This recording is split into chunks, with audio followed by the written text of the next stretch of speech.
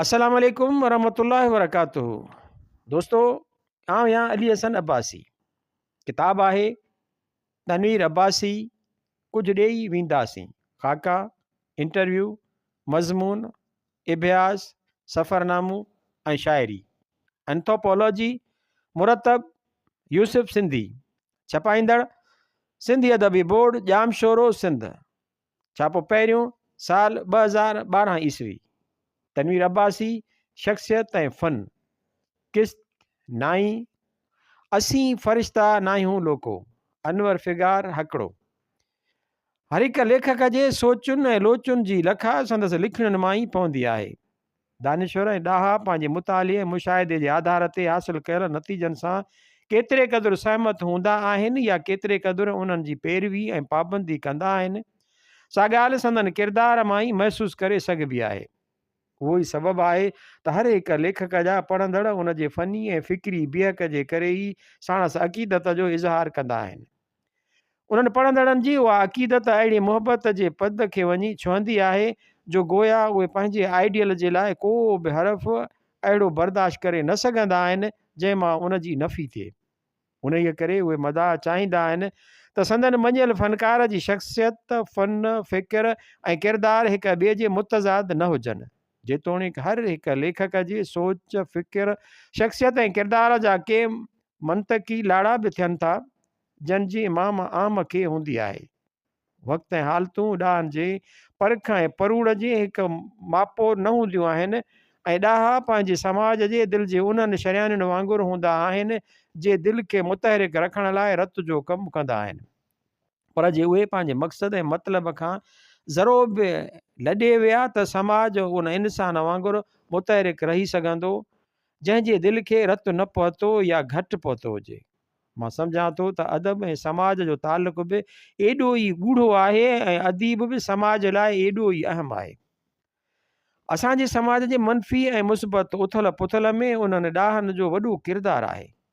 अहिड़नि ॾाहनि जी क़तार में मोहतरम तनवीर अब्बासी बि ॻणिजे थो, जंहिं पंहिंजे फ़नी ऐं फ़िक्री भाङे भाईवारी करे समाज खे शऊर जूं वाटूं ॾेखारण जा जतन कया। असांजे समाज जा माण्हू संदसि उन शऊर जे भाङे भाईवारीअ जे बुनियाद ते साणसि मोहबतूं कंदे संदसि शख़्सियत ऐं किरदार मां मुस्बत रवैयनि जी तक़ाज़ा कंदा रहिया। हू उन्हनि ते केतिरे क़दुरु पूरो लथो, उहो संदसि तहरीरुनि मां ई परूड़े सघिबो। हिन मौक़े ते आउं मोहतरम तनवीर अब्बासीअ जो हिकु उहो ख़तु ज़ाहिर करणु घुरां थो जो हिन सुहिणी रिसाले जे एडिटर तारिक अशरफ खे लिखियो हो, जो कंहिं सबब करे ॾांहुंसि तुर्त मोकिले न सघियो हो ऐं ओचितो तारिक अशरफ ही जहान छॾे वियो। मां जॾहिं PhD जे तहक़ीक़ी मक़ाले तयारु करण जे सिलसिले में रहनुमाईअ लाइ वटसि वेंदो हुउसि, तॾहिं के ॿिया इल्मी अदबी, तहक़ीक़ी ऐं समाजी मौज़ू असांजे विच में बहस हेठि ईंदा रहंदा हुआ। हिक मौक़े ते मूंखे संदसि समूरनि लिखणियुनि खे यकजा करण जो वझ मिलियो, जंहिं करे संदसि लाइब्रेरीअ में कनि रिसालनि, फ़ाइलुनि ऐं किताबनि जी उथल पुथल कंदो रहियुसि। इतफ़ाक़ सां हिकु फ़ाइल मां मज़कूरा ख़त मूंखे मिलियो, जंहिंखे पढ़ी मूं उन जी अहमियत खे महसूसु कयो। मूंखां उन ख़त हासिलु करण जी तक़ाज़ा कई ऐं पाण हिकदमि उहो मुंहिंजे हवाले कंदे उन जी फ़ोटो कापी ॾियण लाइ चयाईं। अॼु बि उन ख़त जी हिकु तरफ़ तारीख़ी अहमियत ऐं हैसियत आहे त ॿिए तरफ़ मोहतरम तनवीर अब्बासीअ मुतलिक़ उन वक़्त जे कनि इख़लाक़ी पहलुअनि जी सफ़ाई बि पेश कयल आहे। ऐं चाहियां थो त उहो ख़त जल्द शाया थिए ऐं मोहतरम तनवीर अब्बासीअ जे फ़न, फ़िक्र, शख़्सियत ऐं किरदार ते थींदड़ तहक़ीक़ जे शागिर्दनि लाइ जीअं मुफ़ीद साबित थी सघे। प्यारा तारिक अशरफ, ख़्याल सदा बाग़ बहारो जी। सुहिणी पढ़ी ईअं लॻो त अहिड़ो परचो निकितो आहे जंहिंजे सिंध जी असां वारी तोड़े नई टहीअ खे ज़रूरत आहे। एडिटोरियल में मूंखे यादि कयो अथई, उन लाइ थोराए थो आहियां। हूअं बि मां एॾो अहम न आहियां। सिंध जे मुस्तक़बिल जी अॾावत में गारे में पियल बोह जे हिकु कख जी हैसियत मिले त बि वॾो मान भाईंदुसि। मूं हमेशह पाण खे पंहिंजे ज़मीर, पंहिंजे ईंदड़ टहीअ ऐं सिंध जे तारीख़ ॾांहुं ज़िम्मेवार पे सम्झो आहे ऐं सदाईं कतींदो बि रहियो आहियां। मां उन्हनि मां न आहियां जेके चवंदा आहिनि त कंबण वारियूं को कतींदियूं, पर तॾहिं बि मां पाण खे फ़रिश्तो नथो सम्झां। इंसान आहियां, मूंखे फ़रिश्तनि खां वधीक इंसान वणंदो आहे। छो त आदम ग़लती करण ऐं जन्नत मां निकिरण खां पोइ बि अशरफुल मख़लूक़ात रहियो ऐं मलाइक मासूम हूंदे बि अशरफुल मख़लूक़ात न थी सघिया। मुंहिंजो ई हिकु शेर आहे, असां फ़रिश्ता न आहियूं ओ लोको ओ लोको। मूं ते 3 इल्ज़ाम आहिनि। पहिरियों उहो त मां अहले कलम कॉन्फ्रेंस में बाक़ाइदगीअ सां हाज़िरी भरींदो रहियो आहियां। मूं फ़क़ति हिकु दफ़ो अहले कलम कॉन्फ्रेंस में वञण जो गुनाह कयो, उन ग़लति फ़हमीअ या ख़ुशि फ़हमीअ में त उते वञी सिंध लाइ सॼे मुल्क जी तरक़ी पसंदि अदीबनि जी मदद सां कुझु करे सघंदुसि। मूंखे उहा ख़बर हुई त सॼे मुल्क जा तरक़ी पसंदि अदीब बि उन कॉन्फ्रेंस में ईंदा, जीअं मूं राइटर्स गिल्ड जे मीटिंग में कयो हो, पर मुंहिंजो उहो ख़्यालु ग़लति निकितो। उन खां पोइ ॿी अहले कलम कॉन्फ्रेंस में वञण लाइ दावत आई।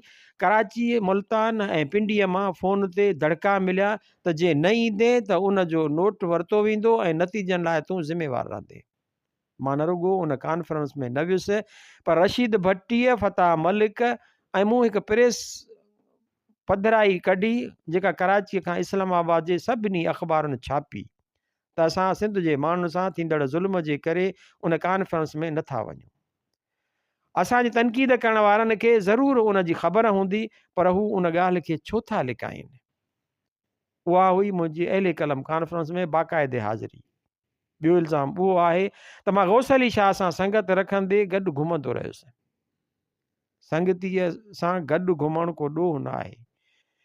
जे हू वॾो वज़ीर थियो त मूं हुन खां को ज़ाती फ़ाइदो वरितो छा? सचल एकेडमी, सचल चेयर को मुंहिंजी ज़ाती जागीर आहे छा? छा उन दौर में क़ाइम अली शाह सां बि मूं साॻिया तालुकात न रखिया छा? साईं GM सैयद ऐं सैयद मीरा मोहम्मद शाह मुखालिफ़ कोतब हुआ, पर छा साईं GM सैयद उन्हनि सां ज़ाती तालुकात सियासत जे करे ख़तमु करे छॾिया?